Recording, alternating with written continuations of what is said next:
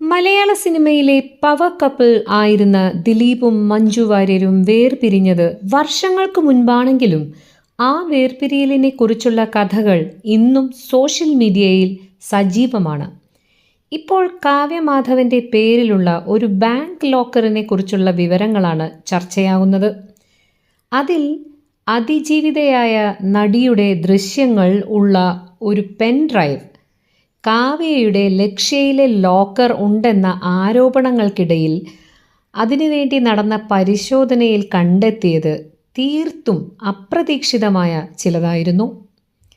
Bank ലോക്കറിൽ പരിശോധന നടത്തിയപ്പോൾ പോലീസിന് ലഭിച്ചത് അതിജീവിതയായ നടിയുടെ ദൃശ്യങ്ങളുള്ള പെൻഡ്രൈവ് അല്ല, മറിച്ച് മഞ്ജു വാര്യർ പണ്ട് ഉപയോഗിച്ചിരുന്ന ആഭരണങ്ങളാണ്. ദിലീപ് മഞ്ജുവിനായി വാങ്ങി നൽകിയ സ്വർണമാലയും മറ്റാഭരണങ്ങളും പത്മസരോവരം എന്ന വീട് വിട്ടിറങ്ങിയപ്പോൾ മഞ്ജു അവിടെ തന്നെ ഉപേക്ഷിക്കുകയായിരുന്നു.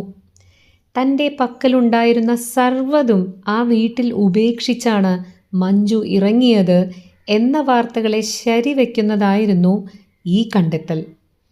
മഞ്ജു ഉപേക്ഷിച്ചു പോയ ആ ആഭരണങ്ങൾ പിന്നീട് കാവ്യയുടെ പേരിലുള്ള ലോക്കറിലേക്ക് മാറ്റുകയായിരുന്നു എന്നാണ് അറിയാൻ സാധിക്കുന്നത്.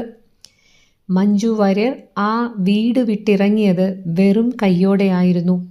ദിലീപിൻ്റെ കയ്യിൽ നിന്ന് നയാ പൈസ ജീവനാംശമായി വാങ്ങാൻ മഞ്ജു തയ്യാറായിരുന്നില്ല. നിയമപരമായി അർഹതപ്പെട്ട പണം പോലും വേണ്ടെന്ന് വെച്ചത് തൻ്റെ ആത്മാഭിമാനത്തിന് വില നൽകിയത് കൊണ്ടാണെന്ന് പലരും അന്ന് വിലയിരുത്തി. വിവാഹമോചനം എന്നത് മഞ്ജുവിൻ്റെ മാത്രം ഉറച്ച തീരുമാനമായിരുന്നു. മകൾ മീനാക്ഷി വീട്ടിലില്ലാതിരുന്ന സമയത്താണ് മഞ്ജു പത്മസരോവരം വിട്ടിറങ്ങിയത്. എന്തുകൊണ്ട് മകളെ മഞ്ജു കൂടെ കൂട്ടിയില്ല എന്ന ചോദ്യം ഇപ്പോഴും പ്രേക്ഷകർക്കിടയിലുണ്ട്. എന്നാൽ ഇതിനൊരു ഉത്തരം മഞ്ജു ഇതുവരെ നൽകിയിട്ടില്ല.